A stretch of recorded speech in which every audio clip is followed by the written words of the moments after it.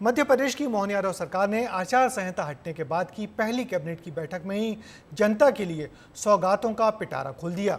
स्वास्थ्य विभाग में युवाओं को 40,000 नौकरियां मिलेंगी तो किसान और घरेलू बिजली उपभोक्ताओं को बिजली के दरों में बड़ी सब्सिडी का रास्ता भी खुल गया है। मोहन सरकार जानती है कि सरकारी नौकरी बांटना हमेशा से सरकारों को लोकप्रिय बनाता है, इसलिए आने वाले दिनों में नौकरी बांटने का सिलसिला जारी रहेगा। सरकार ने प्रदेश की जनता को और क्या दिया है, देखिए इस रिपोर्ट में। यशस्वी प्रधानमंत्री को भी मैं धन्यवाद देता हूं। इस लोकसभा के अच्छे परिणाम के बाद उनने 6 मंत्री हमारे राज्य से बनाए हैं। जैसे हमने कहा था कि कोई योजना बंद नहीं होगी और सभी योजनाओं को समान रूप से सरकार चालू रखेगी। लोकसभा चुनाव के नतीजे घोषित होने के बाद आचार संहिता खत्म हुई और सभी राज्यों की सरकारें काम पर लौट गईं।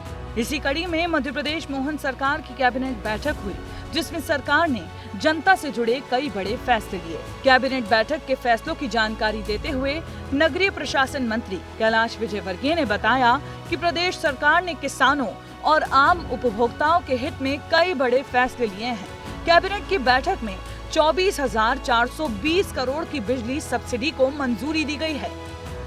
प्रदेश की जनता जो बिजली के उपभोक्ता है उनको भी सब्सिडी देती है, तो कुल मिलाकर लगभग 24,420 करोड़ की सब्सिडी राज्य सरकार अलग अलग वर्ग के लोगों को दे रही है।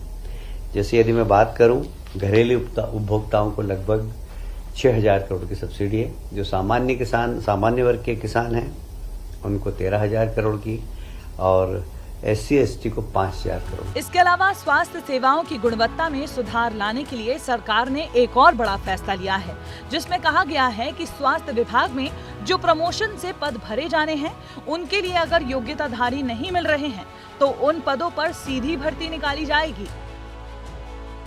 12 से 14 पद ऐसे हैं जो सीधी भर्ती से भरे जाएंगे। रिक्त पदों में से 50% अर्थात 660 पदों की पूर्ति चयन के सीधे भर्ती से होगी। 46,491 नवीन पदों के सृजन की स्वीकृति दी है।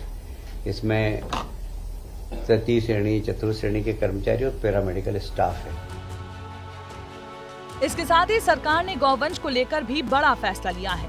इस साल को गौवंश रक्षा वर्षित घोषित किया गया है। सड़क पर घूमने वाले गौवंश को गौशाला तक पहुंचाना, उनका इलाज करवाना जैसी प्राथमिकताएं शामिल हैं। इसके साथ ही प्रदेश की गौशालाओं को उन्नत भी किया जाएगा।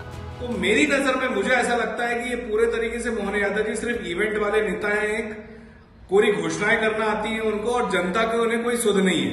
जनता माकूल जवाब आने वाले समय में देगी अगर इन्होंने जनता की कोई भी बात नहीं मानी। और ये सिर्फ कोरी घोषणाएं कर रहे हैं कि हम इतनी नौकरियां देंगे, इतने वादे करेंगे, कोई वादे इन्होंने पूरे नहीं किए।